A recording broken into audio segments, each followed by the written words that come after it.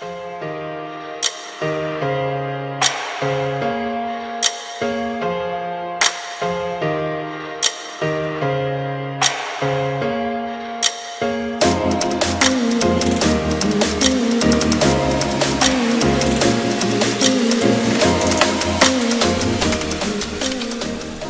was nou een van die geskenke wat ek vandag gekry het. Is dit so ja, ons drink sommer uit. Is dit die maiden voyage op hierdie Yes.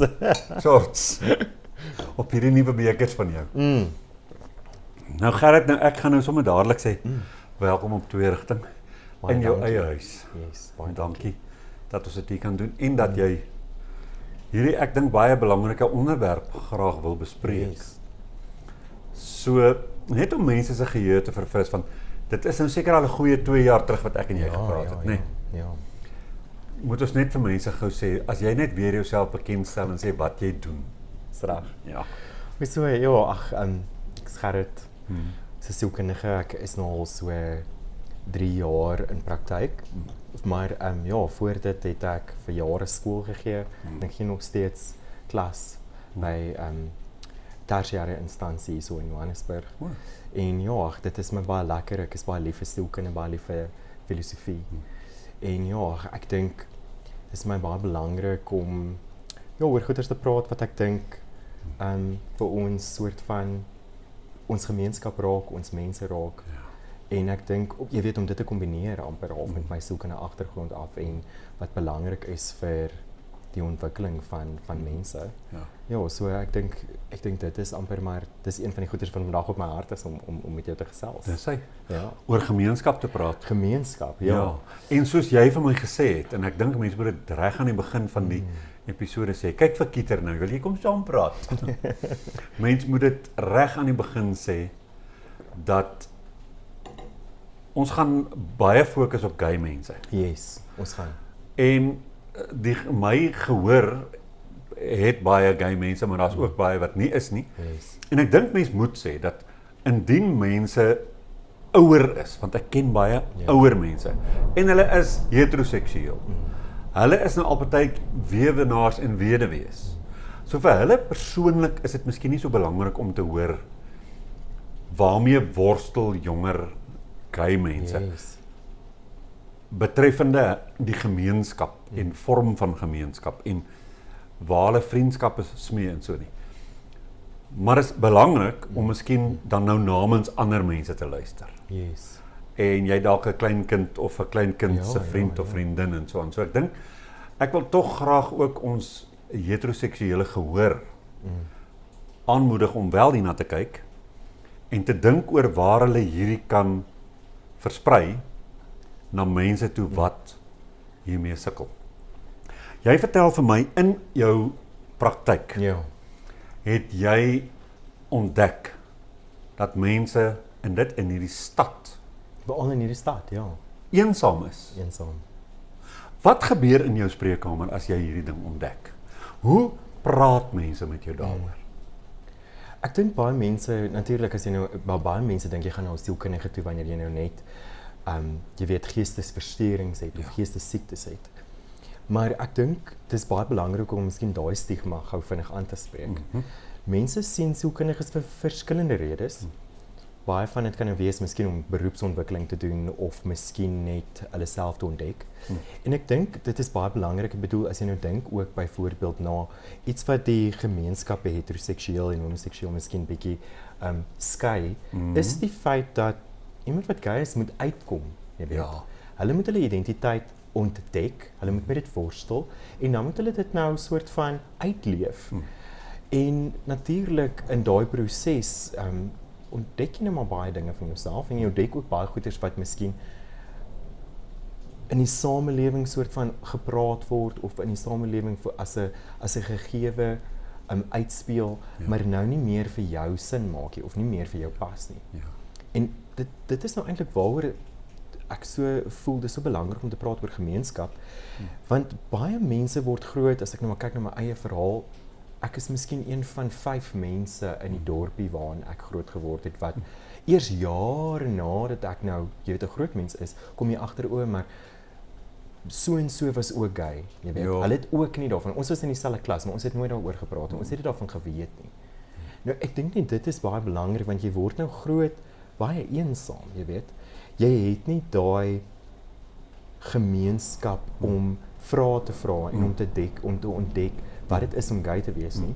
So waarna reik jy dan nou uit? Waarna waar kry jy dan die antwoorde wat jy nou het? Ja. Want in sekere, en het is nie dat ek probeer sê, jy weet, dat die geloof byvoorbeeld is verkeerd. En daar's baie gay mense wat regtig nog steeds sterk is in hulle geloof. Maar dis nie asof die Bybel vir jou sê wat dit is, hoe dit is om 'n gesonde gay man te wees, jy weet. Dit sê eerder inteendeel vir jou wat dit is, dat dit is ongesond, dis verkeerd, dit is nie reg nie en nou moet jy nog met dit ook worstel. So waar anders te kry jy inligting oor gay mense? Kry jy dit op televisie? Nou as jy soos ek in die 90's groot geword het, in die 90's vroeg, jy weet 2000's, wat se televisieprogramme was daar wat 'n gesonde gay verhouding of 'n gesonde gay identiteit uitbeeld? Dis gewoonlik, niemand sê regtig die persoon is gay nie. Jy vermoed miskien hulle is gay. Daar word verskriklik beklem op stereotypes. En dan moet jy nou 'n soort van uitfigure, is dit nou wat dit is om gay man te wees, is dit nou nie wat dit is om gay man te wees, jy weet. En daar is nie regtig rolmodelle nie. Ja. En ek voel dit is baie belangrik. So dis nie net daai pandemie van ons is alleen en ons weet nie hoe om met daai eensaamheid te worstel nie.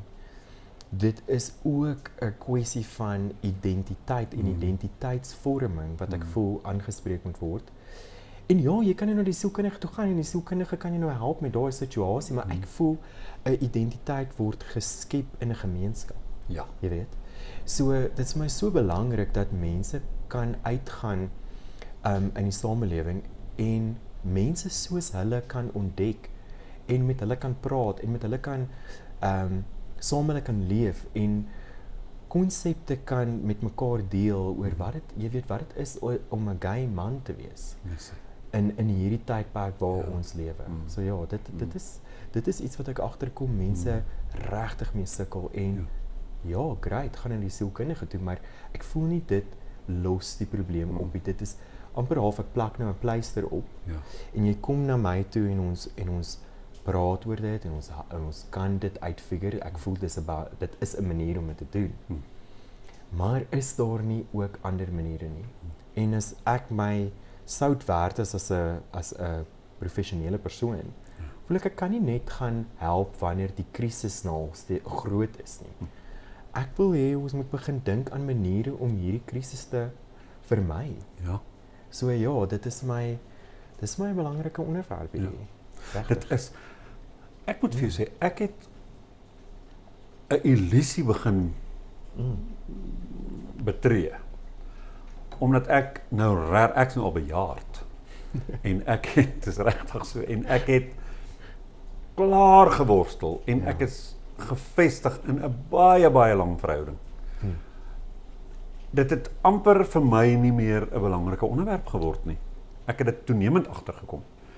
En elke keer wanneer ek so dink, dan doem daar weer iets op wat my laat besef dat ek dink die samelewing het aanvaar.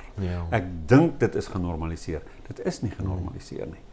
Daar is nog steeds nie in die samelewing 'n werklike legitieme plek vir 'n gay tiener om te ontdek ek is gay en dan doodgewoon begelei te word om in daai arena van jou lewe volwasse te word, te leer hoe om met jouself, met jou soos jy sê geloof en al die afwysings, al daai goed te deel.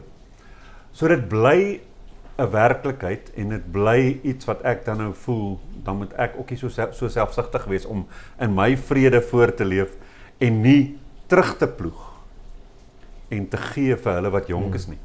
Maar ek het nie meer so baie kontak met uit die aard van die saak. Wie gaan nou met die oupa kom praat? Verstaan jy? Dit het baie verander. 20 jaar terug was ek die gay pastoor van 'n gay kerk en mense het na my toe gestroom. Glad nie meer nie. Die mense wat in my lewe is wat gay is nie jonk nie. Ek verstaan. Hulle is nie jonk nie. Hulle is op die jongste is hulle 40. So ek moet my ore baie mooi oopmaak vir jou Ja. om te hoor is ek met ander woorde reg as ek by jou hoor dat jong mense in Suid-Afrika wat gay is sukkel niks minder as wat ek 40 jaar terug sou gesukkel het. Niks minder nie. Niks minder nie. Daar's nog steeds baie. Ek dink dit is beter. Kom ons wees eerlik oor dit. Dit is al beter. Wat is beter?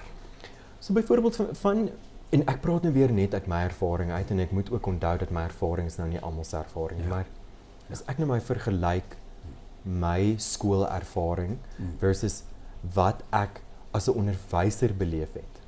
Jy weet, by die verskillende skole wat ek nou al gewerk het en dit is die skole waarby ek betrokke was reg, dit is uitmuntende skole, reg. So byvoorbeeld een van die goeters wat ek as onderwyser beleef het, wat deur die studente dit was gedryf deur die studente, is dat daar 'n pride by die skool gehou was. Jo. Dit was nou gedurende COVID, so ek moet sê dit was bietjie ons moes bietjie aanpas. So ons het byvoorbeeld 'n platform gebruik soos Microsoft Teams of so en 'n pride presentation gedoen. Maar ons mense net bietjie bewus maak. Maar in dieselfde asem het ons goeie soos Black Lives Matters en groot goeie soos GVB gedoen. So verstaan jy, ons praat oor hierdie temas. Ek het ook toe ek nou my internskap gedoen as 'n sielkundige, het ek ook by 'n prominente skool in Pretoria gewerk en selfs daar was daar groot nut byvoorbeeld vir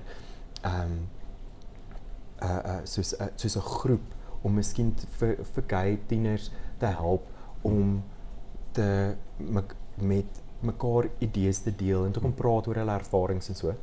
Dit het nie regtig uitgespeel nie, maar die feit dat daar mense na my toe gekom het en vir my gesê het, hoor so, ons sien dat hier 'n nut is en is jy bereid om so iets aan te pak, was vir my heeltemal anders as my ervaring as kind op skool byvoorbeeld. Waar daar glad nie oor dit gepraat was nie, dit was regtig half, daar was baie bullying, jy weet, wat plaasgevind het. Nie teenoor my nie, maar teenoor ander kinders wat ek kon gesien het. En ek voel net, selfs vandag nog, al is die onderwysers byvoorbeeld baie te vind en oop en hulle sal sulke goeters aanmoedig, onder die leerders self is daar nog baie stigma, daar is nog baie vrae. Byvoorbeeld in my een van my lectures wat ons die tema gender in education byvoorbeeld behandel het, was daar interessante vrae wat gevra was deur die studente. En een van die vrae was dat hulle voel byvoorbeeld dat Netflix dwing die queer agenda op hulle af. Dis soos propaganda wat gebruik word. Nou dit was my interessant want ek voel weer dat dit actually, jy weet, dis mense soos ek wat ek sien in verskillende aspekte van lewe, verskillende rolle vertolk. En ja, dit is vir my weer nice om dit te ervaar. Maar dat iemand anders dan na dieselfde ding kan kyk en voel dat dit is propaganda. Genade. Is vir my amper half vergaande, jy weet. Ja. En hoe ook nou weer om so iets as 'n lektor te hanteer is nogals baie moeilik, want hoe sê jy nou vir so 'n persoon, jy weet, jou opinie geld nie, jou opinie is nie reg nie, jou opinie is diskriminerend teenoor mense.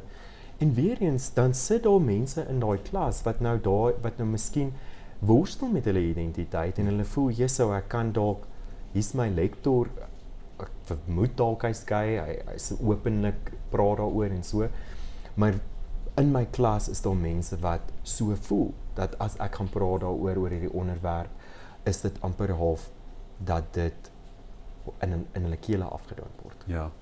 En ek het iets wat ek gebruik het in daai aspek was om te sê, maar voel vrouens nie dan, maar jy weet, toe vrouens meer rolle in flieks vertolk het en begin, jy weet, rolle soos soortgelyk aan James Bond byvoorbeeld. In flieks is miskien Red Notice of wat ook al, jy weet, begin speel het. Voel julle dan dat vrouens, jy weet, dit in hulle keel afgedruk word dat vrouens hierdie rolle kan vertolk? Ek het dieselfde gebruik met jy weet, diversiteit in kultuur. Jy weet, ek het gesê daar was 'n stadium waar ons weet in die verlede wat sekere tipe shows nie op Afrikaanse televisie uitgesend was nie, want dit was miskien geklassifiseer as polities of jy weet te divers of dit gaan die gemeenskap beïnvloed. En om dan nou weer miskien as 'n Afrika persoon te kan kyk en te kan sien, wow, daar's iemand wat soos ek is wat in 'n rol speel wat nie die stereotype is nie, is bevrydend. Ja. Kan mense nou dieselfde argument gebruik en sê ja, maar dit word in my keel afgedruk. Verstaan jy? So dis 'n baie interessante manier om daarna te kyk. Ja. Kyk, die basis daarvan moet met ander woorde dan wees, vir daai persoon is dit nog steeds verkeerd. Yes. Dit beteken, dan het hulle vir hulle self die reg toegeëien om vanuit 'n morele podium af te kan sê, hoe durf julle dit wat so onaanvaarbaar is aan ons opdring? Want as hulle dit nie as verkeerd sou beskou nie, sou dit maar net minderheid mense se lewe gewees het en sou ons kennis geneem het. Maar hier's nie kennisname nie, hulle is geafronteer. Yes. Dit is absolute afrontasie. Dit is, en dit is omdat dit vir hulle verkeerd is. En dit bring ons by die plek, ek het nou die dag, was ek nogal verstom. Ek het 'n gesprek opgeneem met Damian Engelbreg, die boer, boersoeke vrou daar. Ook op 2 rigting. En dis nou lankal. Seker 2 weke gelede. Toe kry ek kennis van YouTube, daar's kommentaar op die video.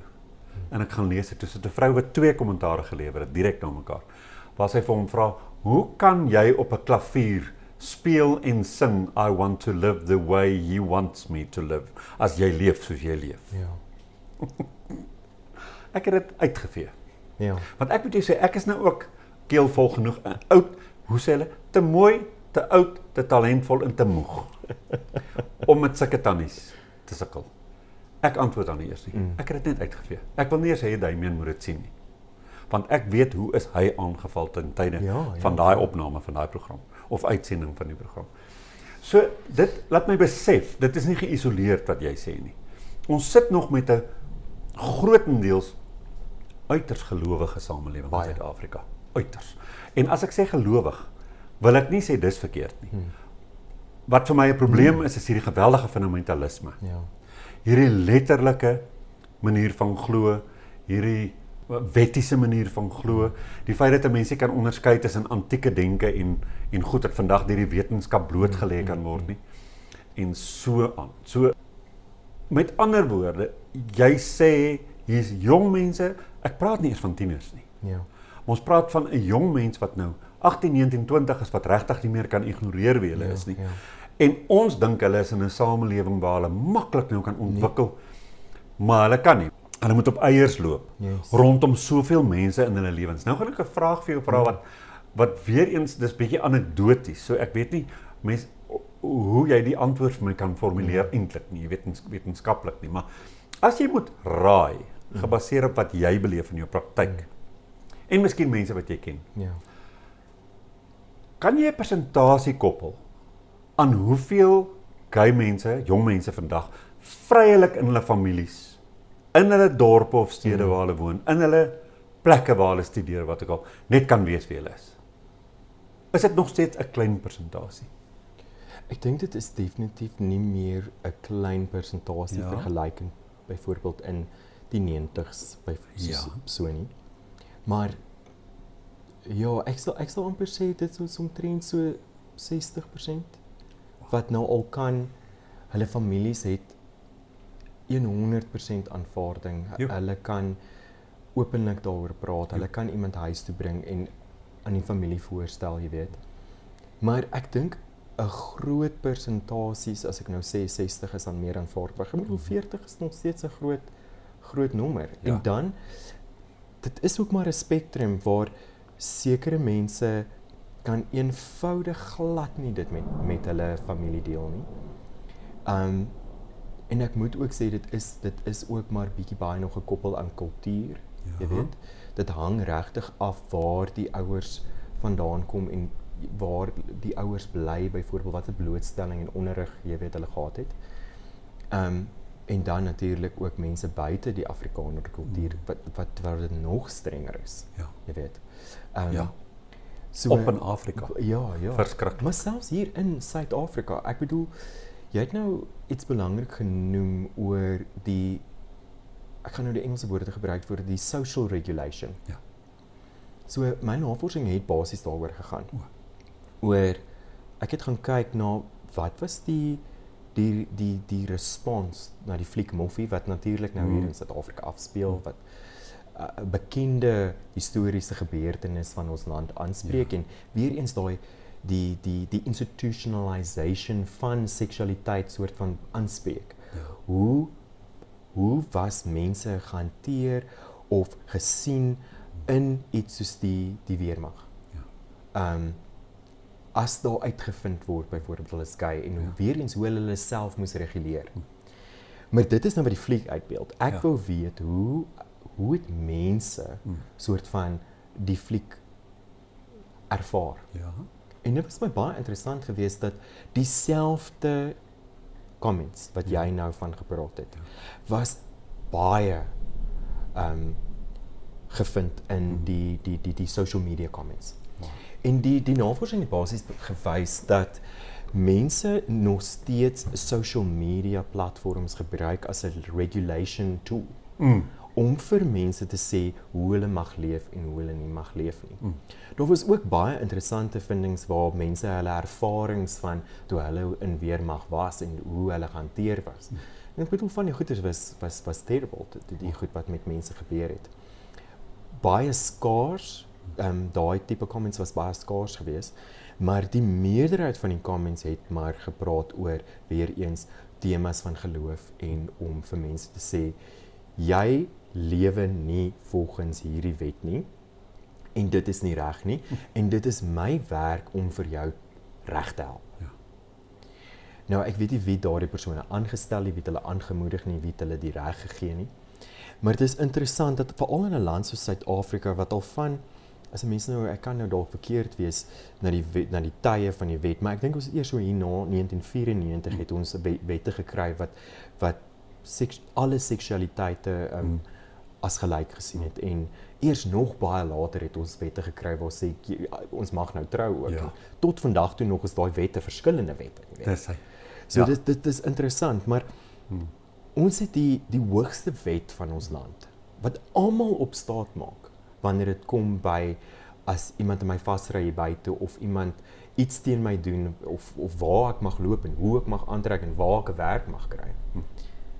Maar wanneer ons begin praat oor wie jy mag wees, dan gebruik ons nog ons geestelike tekste. Verstaan jy?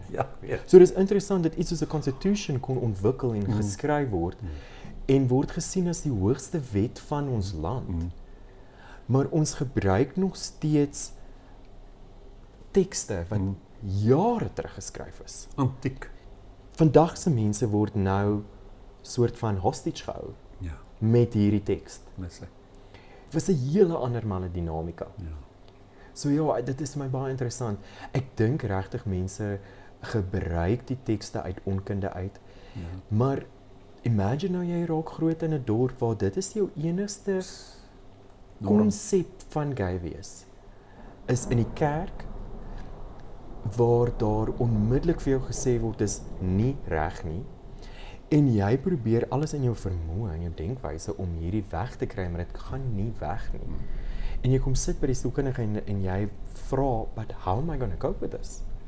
Hoe gaan ek deur hierdie lewe? En daai proses van aanvaarding kan nie net deur een persoon gebied word nie. Dit moet deur 'n gemeenskap gebied word. Presies. En jy het my gedagte nou presies in daai rigting laat hardloop. Want dan is ons terug by die plek waar jy gaan sien 'n sielkundige.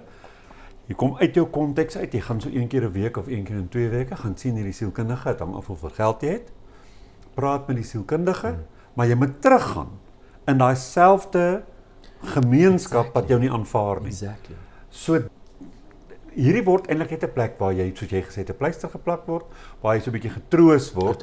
En miskien in jouself gehelp word om jouself te aanvaar, maar ek weet nie, ek moet jou sê, en ek weet nie hoe jy daaroor voel nie, maar 'n mens kan jouself aanvaar. Die oomblik as jy teruggaan in 'n gemeenskap waar mense vir jou skeef aankyk, dit het 'n impak. Jy dink dalk nie hulle het meer 'n basis om dit te doen nie. Ja. Of dat dit reg is van hulle om dit te doen nie, maar jy voel dit nog.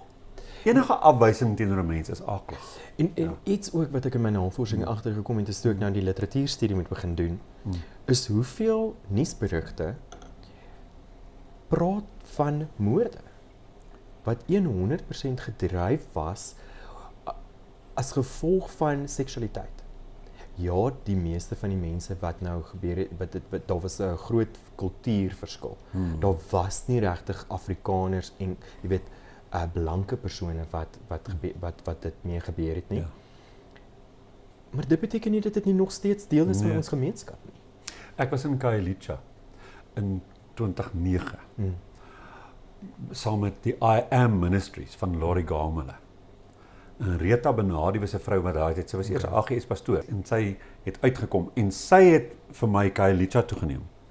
Na 'n huis toe waar hulle lesbians oppas. Want hulle broers en hulle paas wil hulle vermoor. Ja. Letterlik.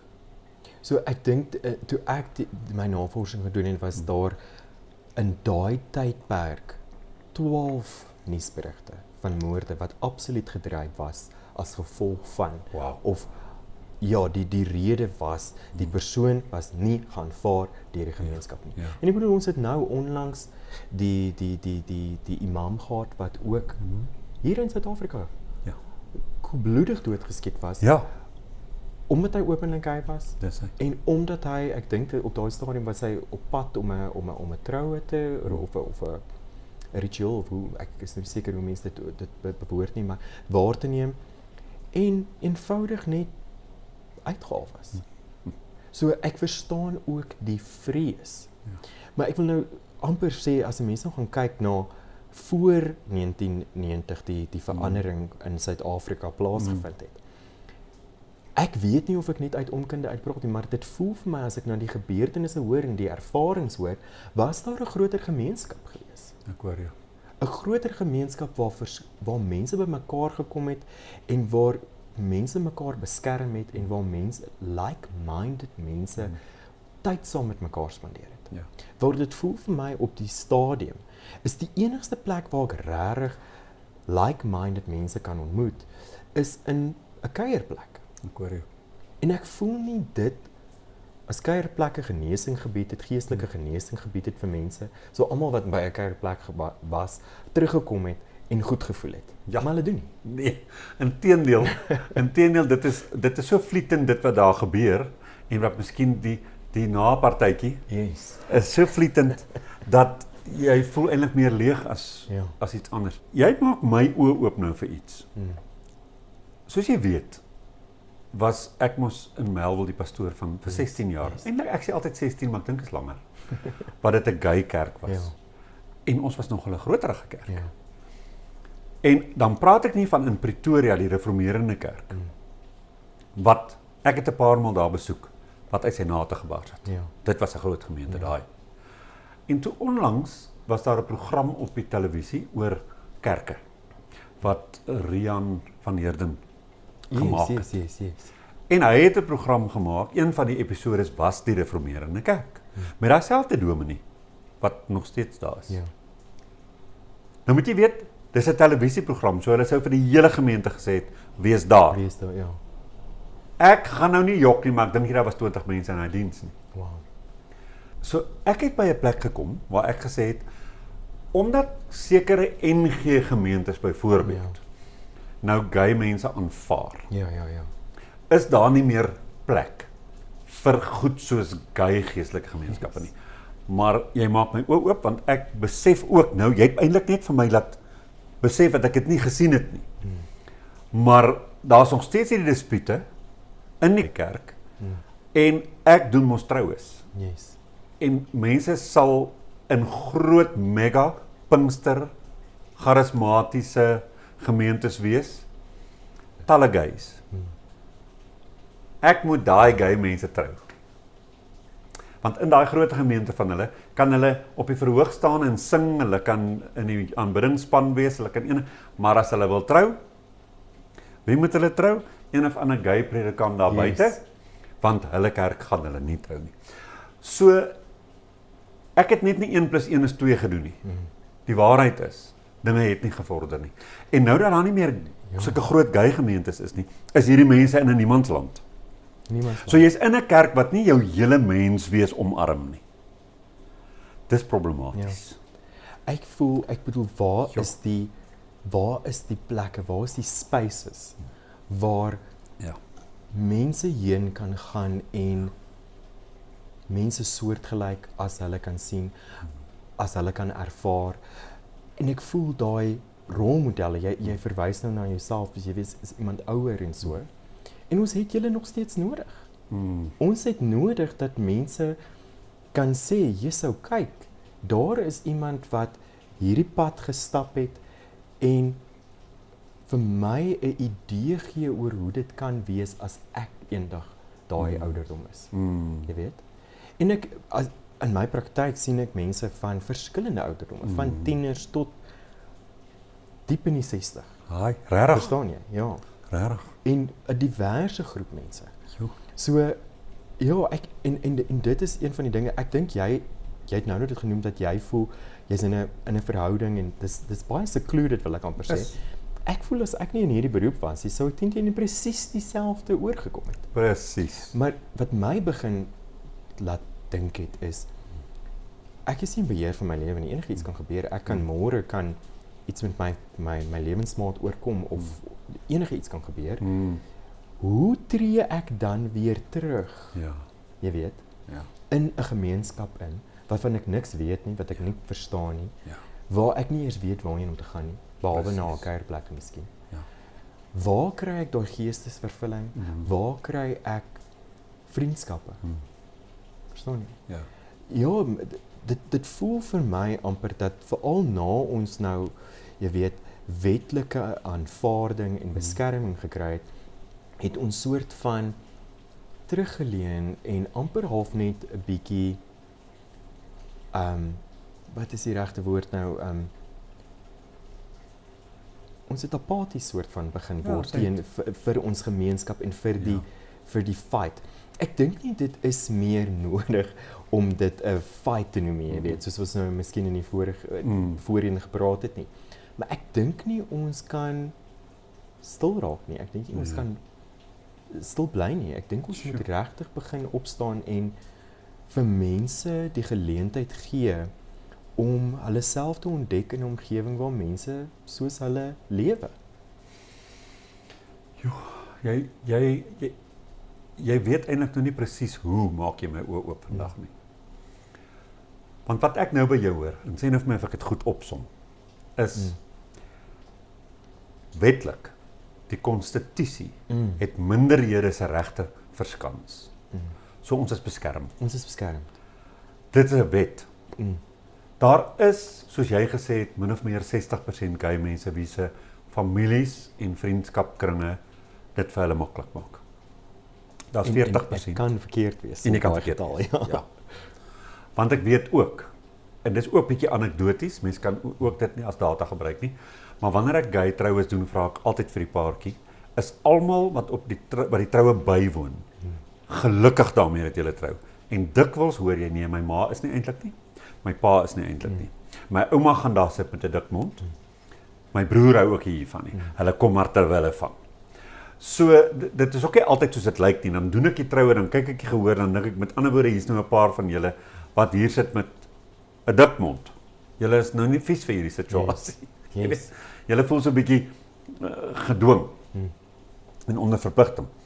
So ons sit met ander woorde met 'n land waar ons nie 'n geveg hoef op te sit nie, want ons het die wette is in plek. Yes. Ons kan trou al hierdie goed. Yes. Maar niks het kultureel en godsdienstig verander nie. So gay mense is met al hierdie regte en goed, dalk selfs in 'n huwelik, en dan weet daai paartjie nie as hulle in 'n klein dorpie bly, met wie moet ons nou vriende wees hierson nie? Saam met wie gaan ons nou ons spiritualiteit beoefen op 'n vlak wat ook ons verhouding akkommodeer Yes. en so aan nie. Wat nie net saggies nie. So wat jy sê is ons het eintlik begin omdat ons rustig is daaroor dat mense wetlik beskerm is. Yes. Het ons opgehou om sosiaal en gemeenskapgewys Yes. vir mense 'n ruimte te skep. Die goed bestaan nie meer nie. En die mense, soos ek net nou gesê het, miskien kies gay mense self. Hulle is ook so moeg vir die onderwerp. Hulle kies self om nie meer die moeite te doen nie. Hiermee nie, soos ek. En ek is al jare daar. Yes. Waar ek wil nie my boek nou 'n idee te gee. Ek is mos by Renaissance gemeenskap. Nou daar's 'n paar gay mense daar. Dis maar heteroseksuele mense. Maar ons is totaal en al oop. Ja. Anders sou ek nie daarvoor kon gepraat het nie. Maar dan vra van hulle vir my. Hulle wil my boek lees. Maar kyk, die boek is heeltemal uitdruk uit en ek is so bly daaroor. Hoekom? En ek wil jou nou vertel, want nou sit ek met een van die boeke, my enkele kopie en Johannes se kopie. Sit ons by die huis. En ek het hom vir 2 tannies geleen en toe besluit ek gaan nie weer nie. Daai boek is volgende jaar is dit 19 jaar terug wat ek hom klaar geskryf het. Ek is nie meer lus om daai goed te besoek nie. Ek is nie meer lus dat mense moet lees hoe ek darmes geryg het nie.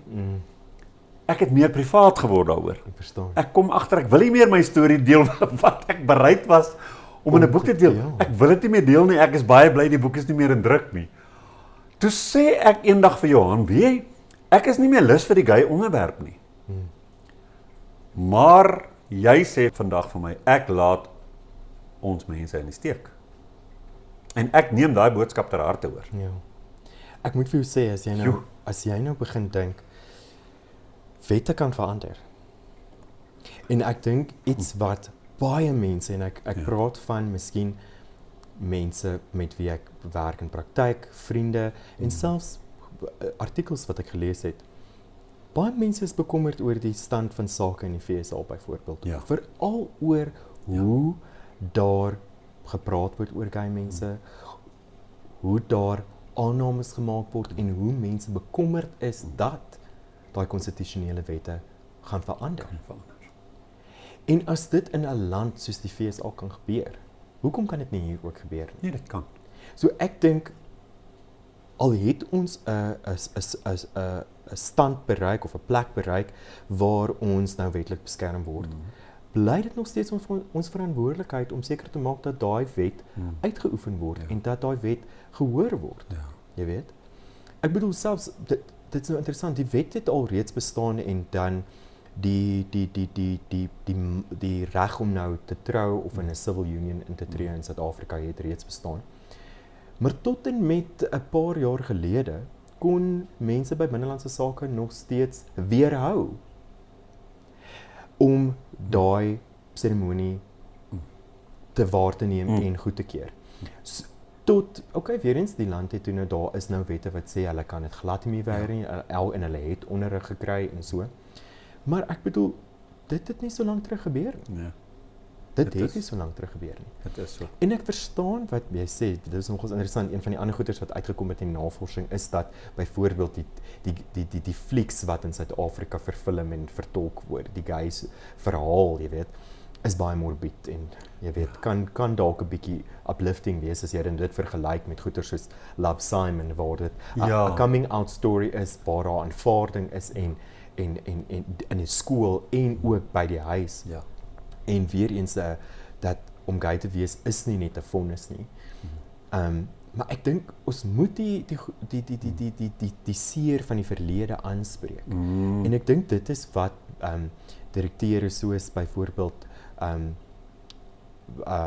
Hermanus probeer doen het met die fliek soos Moffie en daar was selfs 'n fliek in Keba wat gepraat het oor as ek dit nou reg onthou, is dit die Xhosa gebruik waar jong tieners op amper half van 'n identiteitsreis gaan mos nou in die kultuur en waar daai tema dan van gespreek word aangeraak oor die seksuele verhouding wat tussen twee mans, ouer mans nou plaasgevind het op 'n kamp soos hierdie, jy weet. Daardie fliek was, daar was petisies, dat daardie fliek geban moet word uit ons land uit. Wat sê jy? Verstaan jy? So, dit is nog groot, dit is nog nie waar dit moet wees. Nee.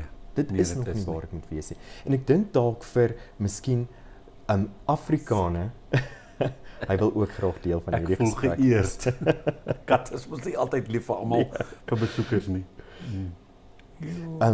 Ja, soos ek voel al het Suid-Afrikaners, veral blanke Suid-Afrikaners, miskien in metropole soos Johannesburg en miskien Kaapstad, myle voor plekke soos byvoorbeeld, jy weet, ek praat nou maar van De Aar byvoorbeeld, waar ek vandaan kom, is al myle voor daardie plekke. Ek voel nog steeds dat dit is nodig dat ons begin praat oor hierdie onderwerpe en weet om vir daai kinders miskien of vir jong mense wat in daardie omgewings bly, die inligting te gee, die moed te gee om jy weet in hulle omgewings te kan wees wie hulle is. Dis hy. So nou is die vraag, ons het nie 'n wettige stryd nie. Ja. Daai een is vir die oomblik gewen. Ja. Maar hy kan verander as die nasie nie onderrig word nie. Jy het nou na Harvey Milk verwys, né? Harvey Milk het destyds mos gepleit dat die mense wat so in die kas is, moet uit die kas klim. Yes. Veral die wat nie ooglopend Yes. verfynd is nie. Yes. Want daai stigma is Yes. op met daar. Baie. Want hy het gesê, as elke gay persoon uitkom, help julle om die gesig te wys van die spektrum van wie almal gay is. So dit is belangrik en ek het ook destyds gesê, dit is belangrik om uit die kas te wees. Yes. Maar, daar is met ander woorde, 'n behoefte daarin, dat mens moet voortgaan om wat gay wees behels, die wetenskap daarachter, die sielkunde daarachter, al die goeders, nog steeds te verwoord, die boodskap lewendig te hou. Lewendig. Sodat mense die hele tyd, soos die Engelsman sal sê, they will stumble upon it, stumble over it. Hulle moet daarin vasloop. Yes. Want, as ek nou dink, hoe het mense destyds met my boek, hoe het oumas en oupas vir my geskryf, en maas en paas vir my geskryf, dat ek is so bly, jy het my oë opgemaak, ek het nie my dogter aanvaar nie, Yes. en jy het my gehelp om haar te verstaan, jy het my gehelp om my seun te verstaan. Dit het baie gebeur, baie. En nou is dit miskien nie meer so belangrike boodskap in ons oë nie, so ons praat nie meer daaroor. Ons praat nie meer oor nie. Hierdie is die eerste keer, ek weet nie in hoeveel jare nie, wat ek die gay onderwerp weer onder die loep neem. Yes. So, hier sit ek, baie rustig, 23 jaar saam met my lewensmaat, so hoekom sal ek nou verder daaroor praat? Ek het nou myself gevind. So wat jy vir my sê is, ons moet aan maniere dink om die mense van ons land Yes. nog steeds te bly onderrig. Dit klink nou vreeslik om te sê onderrig soos of ons nou beter weet as hulle, maar ons ken die onderwerp. So Ons leef die onderwerp. Ons leef die onderwerp. Ja. So dit is belangrik. Hoe gaan mense dit doen? So op die einde van die dag voel ek dit, weer eens ons praat vir ook verantwoordelikheid hierso, jy weet. Ek voel dat dit staan dalk nou nie in almal se skoene om so iets te doen nie, maar ons het eintlik as jy nou dink aan Suid-Afrika alleen. Ons het mense in ons land wat gesogd is, jy weet, bekende mense, mense wat mag het. En ek bedoel nou nie, jy weet, polities, hulle het 'n invloed, is dalk die regte woord, jy weet. Op hulle samelewings en hulle het toegang tot groot gehore, wil ek amper sê. En ons verwys nou na Harvey Milk, maar dit is soort van waarna hy verwys het. En ek wil amper weer sê dat ons moet sy boodskap dalk weer na vore bring en vir mense sê, maar kom uit, kom ons begin weer gemeenskappe vir ons mense vorm. Jy weet? Daar is hordesbewegings in ons land wat vir spesifieke groepe is. Daar's vrouebewegings, daar's Afrikanerbewegings, daar is allerlei bewegings. Hoekom kan ons nie sulke tipe bewegings vir ons mense, deur ons mense skep nie? En dit beteken nie dat 'n mens jou uit die heteroseksuele samelewing gaan onttrek nie, Glad nie. want mense leef daar binne. Inteendeel, ek wil hê hulle moet Ja. daai exposure, daai allies, hoekom nie hulle saam, jy weet, dit is ook 'n Ja. ding, want ons wil nie net mense van ons gemeenskap educate Nee. nie. Ons wil ook mense van ander gemeenskappe educate. Dis reg. En hoe meer blootstelling daar is, hoe makliker is dit vir mense om te begin goeders te aanvaar. Ja. Verstaan? Ja. So ja, ek wil amper 'n beroep, jy weet, Ja, doen op ons gemeenskap en sê mense, kom weer uit. Ja. Kom weer uit, kom ons staan saam, kom ons begin weer plekke vir by 'n kry waar ons heen kan gaan, wat nie net 'n plek is waar ons kan gaan dans nie. En daardie is ook great, ek bedoel, is net so noodsaaklik. Maar dis nie vir almal nie. Ja. Ek wil hê mense moet na plekke toe kan gaan waar hulle self spiritueel kan versorg met mense soos hulle. Ek wil hê mense moet by mekaar kan kom. Ek bedoel boekklubs kan iets soos dit wees. Groepe waar mense net by mekaar kan kom. Ja.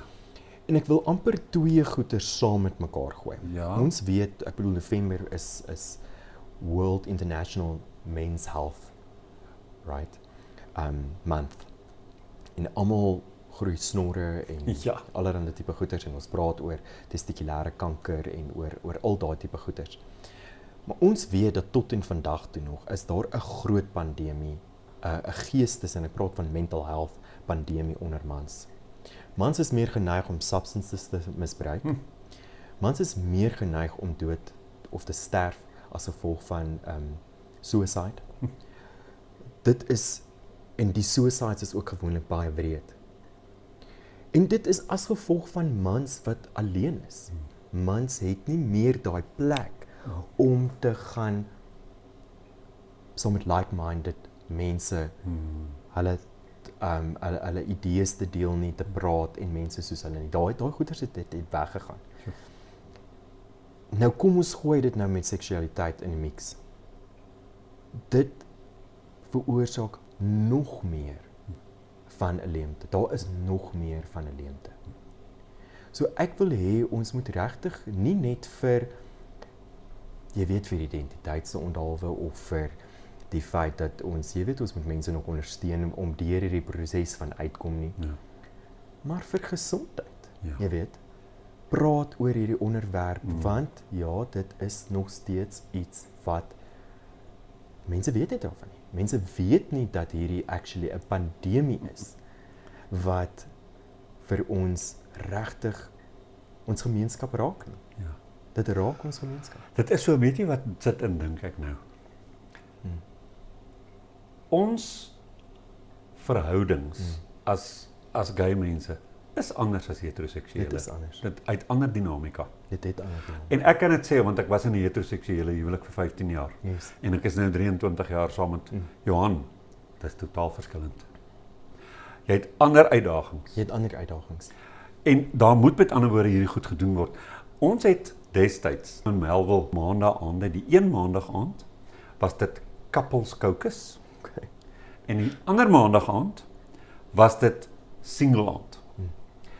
En dan het ons oor onderwerpe gepraat wat daai groep raak en hulle kon hulle goed op die tafel sit en ek het ook voorberei en temas aangespreek en so aan.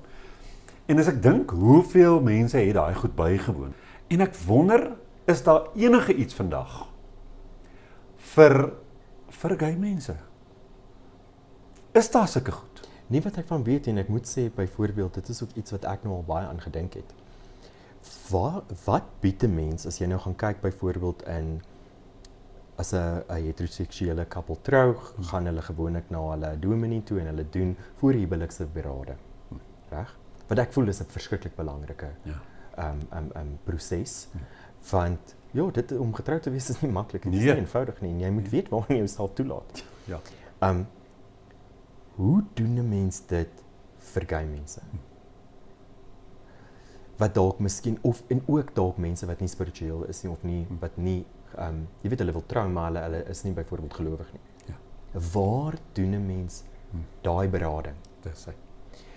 Want my werk is natuurlik om dit te doen na daar 'n probleem is. Dis reg. En dit is ook 'n groot stereotype wat ek wil aanspreek. Ja. Mense gaan na sielkundiges toe gewoonlik wanneer dit te laat is. Dis hy.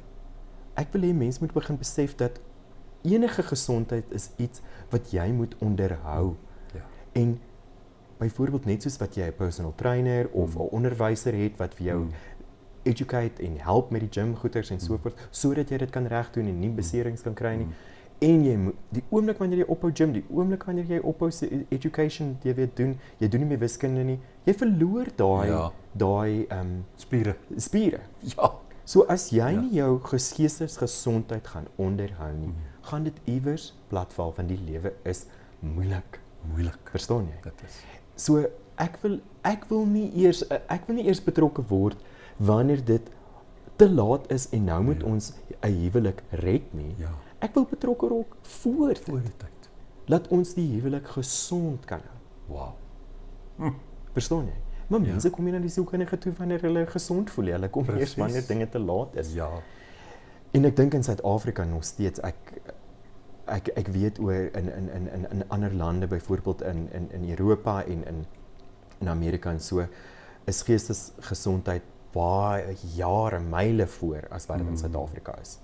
Mediese fondse miskien, jy weet, betaal gewoonlik ook net vir 'n sekere hoeveelheid aantal sessies, mense het die geld, dit is baie duur, wat ek verstaan, maar weer eens, wanneer dit te laat is, dan is dit baie keer op 'n punt waar so baie werk, so baie energie moet gespandeer word.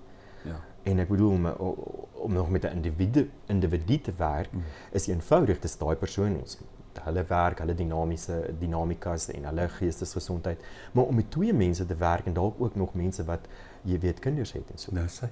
Dit is baie moeilik. Baie moeilik. Dit is baie keer ook saamgestelde Verstaan jy? gesinne nou. Verstaan jy? En dis nog moeiliker as wanneer dit 'n saamgestelde gesin heteroseksueel is. Hierdie is nog moeiliker. So nou sit ons met hierdie amper half hierdie, as ek weer eens die Engelse woord, hierdie intersection van die mental health pandemic onder mans. Ja. En ons sit met die sexual of the isolation because of sexual identity. Dis hy.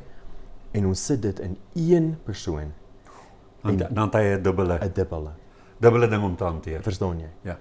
En ons moet op al twee daai kante moet ons dan nou genesing bied. En dit is baie keer baie moeilik om dit te doen. Aan die begin van die jaar, toe het ek 'n tweerigting gesprek gevoer met Johan Miller. Yes. Ek weet nie of jy hom ken nie. Nee. Johan Miller werk met mense se seksuele gesondheid. En hy het werkswinkels en so meer waar hy mans leer om intimiteit te kan bedryf. Mans leer om met hulle liggame vrede te kan maak en so meer. Toe vra hy vir my of ek bereid sal wees om wanneer hy werkswinkels hou, iets van die spirituele in te bring. Ons het nou nog niks daaromtrent gedoen, maar dit was half op die tafel gesit, want hy het vir my gesê, baie mans sê vir hom, as hy met hulle werk, sê vir hom, maar waar kom my spiritualiteit in? Yes. Hoe vind dit in 'n saamvloei met my seksuele lewe en so aan? Yes. So nou weer eens het jy my laat besef, ek moet nou om toe teruggaan en ons moet oor die ding praat, maar jy is weer iemand wat baie sinvol kan werk met paartjies wat wil trou. Yes. So ons moet eintlik strategie beplan. Ons moet, ek dink, en weer eens, ek dink self ek was 'n bietjie of is baie onaktief wanneer dit by dit kom. En ek bedoel ek daag nou ander mense uit om verantwoordelikheid te vat. Maar daar was nog altyd 'n goeie rede hoekom ek dit nie gedoen het nie. Want my beroep maak dit baie moeilik om, jy weet, daar's verskriklike streng reëls en hoe ons moet optree en jy weet, ek kan nie byvoorbeeld iemand in privaat terapie sien en ook in 'n groep sien of 'n privaat individu sien en as 'n koppel sien. Daar is baie streng. Ek sal nie sê wette rondom dit nie, maar regulasies wat ons voel is nodig. Om seker te maak ons het die dubbele verhoudings en al sulke tipe goeders nie. Ja. So ja, dit is een van die redes hoekom ek nog nie self regtig enig van hierdie goeders gedoen het nie, maar ek bedoel daar is nie regtig iets wat sê nee, ek kan nie dit doen nie. Jy kan nie 'n Ja. paartjie voordat hulle trou.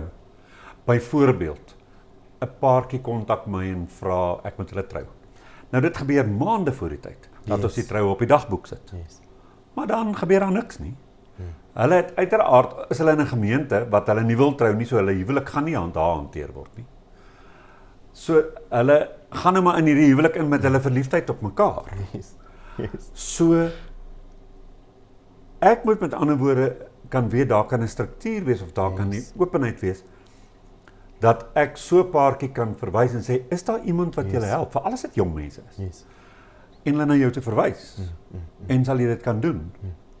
Ja, Is dit solank ek soort van seker maak dat ek my professie ook, jy weet, beskerm en professioneel hou. Dis hy. Dit is baie Dis belangrik vir ons.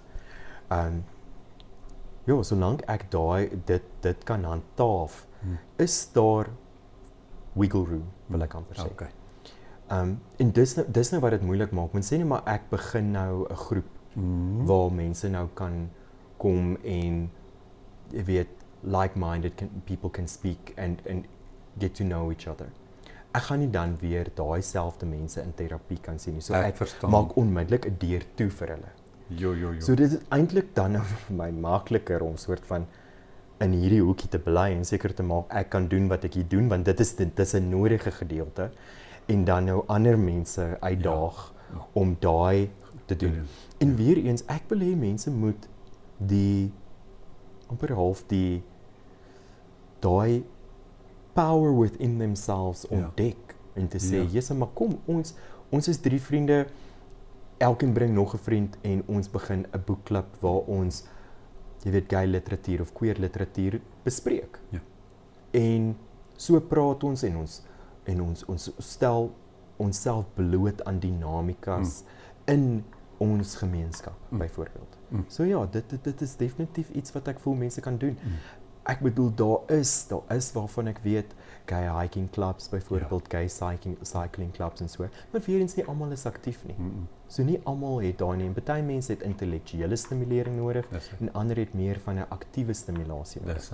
Natuurlik weer eens as sielkundige wil ek hê mense moet ietsie van alles kry, jy weet. Dis reg, ja. Maar ek wil hê ons moet kan praat oor gesondheid, oor kos byvoorbeeld en byvoorbeeld oor jy het nou die woord seks genoem, jy weet seksuele gesondheid in ons gemeenskap en so. Want dit is ook iets wat bitter min mense actually van weet en actually verstaan. Mense sien goed op televisie of hulle weet lees miskien van goeters hier en daar op in die media. Maar dit is weer eens 1 of 2 persone se ervarings. Ja. Nie noodwendig die realistiese manier van hoe 'n verhouding dinamika werk nie en hoe om jou verhouding se seksuele kontak met intimiteit met mekaar aan die gang te hou nie, byvoorbeeld. Ek moet baie keer met mense praat, byvoorbeeld almal weet van die as jy nou na voorbeeld by flieks kyk, die passionate seks, jy weet. Ja. Maar niemand sien die maintenance seks, niemand actually sien dat daai goeters moet ook plaasvind. Ja. Verstaan jy? Ja. En die intimiteit buite seks met jou partner. Maar ek dink dit is nie net dat ek wil hê mense moet jy weet romantiese verhoudings aankweek nie. Vir my is die belangrike vriendskappe. Ja, Dit is so belangrik. Ja. En wat gebeur met mense? Ja, ons couple up en ons is in ons bubbles en so raak ons ouer en ons verloor daai vermoë om vriende te maak. Ja, dit is so. En ja, dit is so belangrik vir geestesgesondheid weer om vriende te hê. Mense wat jou kan ondersteun. Ja. Wat nie jou familie is nie. Ja. Ja, dit is met ander woorde, 'n mens sê eintlik vanaand dat ons is in 'n sekere sin nog randfigure. Ja. En daarom het hierdie randfigure hulle strukture nodig waarbinne hulle net saam kan wees en mekaar kan ondersteun, kan vind, kan ken. Want dit is maar so net 'n gay mens weet presies wat 'n gay mens beleef. Net ons kan daai ervaring uitleef, ons kan daai ervarings verstaan. En mekaar reg help daarmee. Ja. So ek gaan beslis, en ek sê dit nou op kamera, maar ek gaan beslis voortaan vir gay pare vra. Het iemand julle begelei voor julle huwelik? Ja. En ek gaan hulle na jou toe verwys. sal great wees. Ek gaan dit doen. En dan moet ons dink of mens kan werkswinkels hou. Ja, ja. Wat mens miskien een of in 'n jaar doen. Of net 'n toets. En werkswinkels hou waar mens onderwerpe kies en dit bemark en gay mense daarin nooi.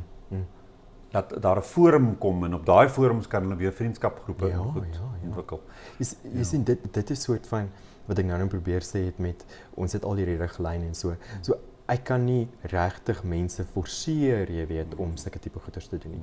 Of so nie en is altyd een of ander etiese dilemma waarin ons onsself moet bevind en wat ons moet bestuur. Maar niemand keer mense daar buite om hierdie tipe goeders self te begin nie. En ons het ook vandag aanlyn gemeenskappe. So ja, miskien in die stad is dit nou maklik vir ons dink is makliker om by mekaar te kom. Dit is eintlik baie moeiliker vir mense in die stad om by mekaar te kom as wat ons dink. Ja. Maar ons kan dalk dan ook vir mense, jy weet, wat op afgeleë gemeenskappe bly, ook 'n plek bied om mense te ontmoet soos hulle. Ja. Want iets wat ek ook agterkom is vir al, jy weet, in my vriendskappe en ook miskien in my praktyk. Daar is plek vir mense byvoorbeeld om mekaar te ontmoet op dating apps. Ja. Maar nie almal is op soek na seks byvoorbeeld nie, of nie almal is op soek na 'n verhouding nie. Dis reg. So waar ontmoet mense om net doodgewone vriende te wees? Verstaan jy? Ja. Daar is nie sulke goeders nie. Shit. Ek het nog nooit daaroor gedink. So ja, dit is nou as jy nou in hierdie gemeenskappe werk, dan kom jy hierdie goeders agter en dan besef jy dat eintlik is die verantwoordelikheid en dalk is hierdie 'n manier om verantwoordelikheid te vat oor hierdie dit. Kyk, hierdie gesprek is al klaar 'n stap. Verstaan jy? Is al 'n stap in die rigting. En ek dink is ook baie belangrik om in Afrikaans oor hierdie goeders te praat. Ons praat nie in Afrikaans oor hierdie tipe goeders nie. So ja, want dit is net anders om 'n woordeskat te ontwikkel wat in jou wat praat met jou geestes, jou binnekant. Ja. En baie mense kan hulle self lekker uitdruk in Engels en so, maar wanneer dit kom by hartsake wil hulle praat in hulle moedertaal. Ja. Dis dieselfde ding met renessans, né? Ja. Ons renessans, ek weet nie van nog so 'n gemeenskap in Suid-Afrika wat totaal glad nie godsdienstig is nie. Yes. Onderskryf geen geloof of dogma nie. Ja. Maar ons wil oor die dieper dinge van die lewe praat en in verwondering wees en in teenwoordigheid en so aan. En dan sê mense, hoekom doen julle dit nie in Engels nie? En ek hou voet by stuk, nee. Die hele wêreld is vol van gemeenskappe vir mense wat nie meer godsdienstig is nie in Engels. Ja, ja. Ons sal dit in Afrikaans doen vir Afrikaanse mense. Ja. Want anders moet ons weer oor daai it's lost in translation klim. Presies. Ek is nie lus daarvoor nie. Ek gaan nie in so 'n groep in Engels en wat vir my belangrik is ook as ons dink daaraan dat Afrikaans byvoorbeeld moet gekweek word, dit moet groei. Tale is lewendige phenomenons, right? Dit verskynsels is die Afrikaans woord. So dit moet lewendig gehou word. En nuwe woorde moet ontwikkel word. En byvoorbeeld daar is woorde vir sekere tipe goed wat net in ons gemeenskap gebeur. Ja. Ja. Wat ons moet begin, as daar nie 'n woord is nie, moet ons dit kry. Ons opskep. Ja. Verstaan jy wat ek sê? Daar is nie woorde nie. Nou hoe praat 'n mens oor dit goed? So iewers moet ons begin en hierdie jy weet ons moet Afrikaanse woorde kry wat ons gemeenskap lewendig hou. En ek praat nou oor Afrikaans, maar dit kan dieselfde wees in Zulu, dit kan dieselfde wees in Sesotho, wat ook al. Ja. Ons moet die woorde kry wat ons ervarings kan uitdruk. Dit is my belangrik. Dis deel van die geestelike ontwikkeling van die mens. Dit is. Prof Marius Herald is 'n vriend van my wat oorlede is en hy was saam met ons betrokke by Renessans. En verlede jaar toe het ons sprekers donderdagoggende bymekaar gekom en een keer toe het iemand net gesê daar's mense wat in die gehoor sit wat sê hulle verstaan nie altyd die woorde wat ons gebruik nie. Ek het een oggend 'n praatjie gelewer oor dualisme en 'n oom met 'n doktorsgraad. Maar in politieke wetenskappe het my kom sê, ek het nie vanoggend geweet waarvan jy praat nie, want ek weet nie wat dualisme nie. Toe sê Prof Marius, nee, ons moet die woorde gebruik. Ons moet. Want mense moet hulle woordeskat Ontwikkel. uitbrei Exactly. op die spirituele gebied. En ek dink hier is dit dieselfde ding. Die gay lewe het spesifieke dinamika waarvoor daar nie taal ontwikkel is in 'n heteronormatiewe gemeenskap. Daar is nie. Daar is nie. Daar is nie. Ja. So ja, ek dink dit is baie belangrik en weer eens waar gaan dit gebeur? In 'n gemeenskap. Presies. Jy gaan nie taal ontwikkel nie op sy eie in 'n bubble hier in jou huis in jou kop nie. Nee. Jy moet dit praat, jy moet dit ervaar, jy moet dit kan hoor. Ja. So ja, ek dink dit is baie weer eens is belangrik. Ja. So op die einde van die dag om al hierdie goeie bymekaar amper half te bring. Ja. Ek wil hê mense moet besef dat ja, ons het die wetlike beskerming, maar ek dink ons is nog nie op 'n plek waar ons geestelik vry is nie. En waar ons eintlik 100% gesond kan funksioneer as gay mense nie. Dis hy. En ja, jy mag dalk aanvaar word, maar jy dalk vriende of jy eindig dalk op om iemand in 'n verhouding met iemand wat sy ouers hulle nie aanvaar nie of wat se samelewing hulle nie aanvaar nie. En ek weet nie of mense dit besef, maar jy klim dan weer terug in die kas. Jy doen. Want wat gaan jy doen? Gaan jy daai persoon ontbloot? Presies. Dit is onveilig vir hulle om Ja. dit te doen. So ewe skielik moet jy jouself weer reguleer. En dit is geestesstremend vir mense. Ja. Veral vir mense wat miskien in 'n familie groot geword het waar hulle aanvaar was om weer daai duisende tree terug te gee. En ewe skielik kan hulle nie hande hou vas nie. Hulle kan nie praat oor die foon wanneer hulle wil nie, want daai persoon is by hulle familie nou en hulle is nog stryd. Ja. So dit is ons is nog nie op 'n plek waar ons gelyk is. En 'n eenvoudige voorbeeld daarvan. Nou het ons ons plaas toe getrek. Nou is ons dorpie is Meyerton. Yes. Nou in Meyerton sal mense in 'n besigheidskonteks vir my of Johan sê, "So you can buy this for your wife." Dan sê Johan altyd, "Ja, I will buy it for him, he's next to me." hy maak 'n punt daarvan om vir mense, "Ja, this is my husband." Yes. En dit is waar, dit is soveel kontekste nog waar mense die situasie lees en dan dink jy, "Okay, kom ons gaan nou maar hier liewer." Ek onthou, ons was in Plettenbergbaai 2 jaar gelede met hierdie vakansie waarop ons nou was. Ons is daar in die verhitte swembad in die hotel en mense begin praatjies maak met mekaar en 'n oom en tannie begin met ons gesels. En ek vind uit, hierdie oom is nou 'n afgetrede dominee in 'n dorp waar ek was toe ek klein was. Tebus, ook daar in die Karoo. Yes. Was hy 'n dominee. Yes. Net 2 jaar nadat ons daar weg is. En so gesels ons en later wil hy toe nou weet, nou, is julle twee nou vriende, is julle vrouens nou, wil hulle nie kom swem nie? Dis aanhoudend daai soort van situasie. Yes. Dis nie vir mense net normaal om te hoor en dan die oomblik as jy vir hulle sê, nee, ons het nie vrouens nie, hulle skrik, hulle stom, Wit. nou weer toe ons daar was, daai oom en tannie groet ons nie eers nie. Jy sien jou. Hulle sien ons in die eetsaal, hulle sien ons oral, hulle het nie eers die afgelope 2 jaar, 2 keer, hulle neem nie kennis van ons nie, en ons doen ook nou nie moeite nie, want ons weet nou, hulle het nou geskrik vir wie ons is. Ja. Die goed gaan nie dood nie. Dit gaan nie. Dit is, en dit maak wat jy sê so belangrik. En die ding is, omdat ek 63 is, voel ek net, ek steur my nie aan jou nie. Maar dit is nie so maklik vir iemand wat 23 is. Nee, dit is nie so maklik. Dit is moeiliker. Dit is nie so maklik en soos ek sê, dit is baie belangrik om te besef, ons lewe tog in 'n tydperk waar mense baie half gesplit is, soort van, as ek dit nou so kan noem, tussen wat is aanvaarbaar en wat is nie aanvaarbaar nie. As mense nou maar kyk wat met sekere lande se politiek aangaan, sterk opinies oor goed wat ons gedog het is 'n done and dusted issue, jy weet. Ons het gedink die wêreld het aanbeweeg. Yes. Nou neem hulle 3 tree terug. 3 tree terug. En weer eens, ek bedoel, hier is nou die ekonomie en die politieke lande waarna ons na opkyk, soort van as jy weet, die global south, as mense van so. Dis reg.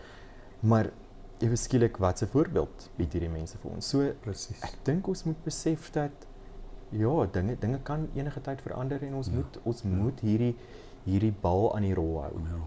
Ja. Dit is nie iets wat gebeur het en nou is dit 'n done and dusted saak nie.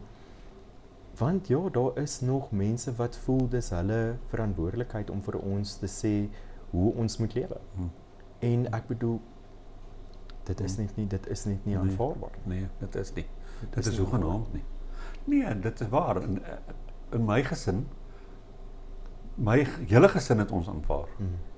En toe verander dit. Toe een van my broers tot bekering gekom, by 'n geweldige kerk. Yes. Ek het hom maart maand wat nou kom, 10 jaar laat met hom gekuier. Ja. En hy bly 'n paar kilometer van my af. Hy wil niks met my te doen hê nie. Ook nie met my ma nie, want my ma moet my verwerp, anders sal sy hom nooit weer sien nie, sê hy. So, ek leef uiteindelik self. Die verskil is net dat ek my nie aan hom steur nie, want ek is te oud om te gee. Jy weet, ek is te oud om te gee. Maar daar is weer mense wat nie, jy weet, wat miskien nie so voel nie. Hulle gee om en hulle kry seer. Ja. En ek bedoel hierdie onderwerp split baie keer ook families en gemeenskappe. So ja.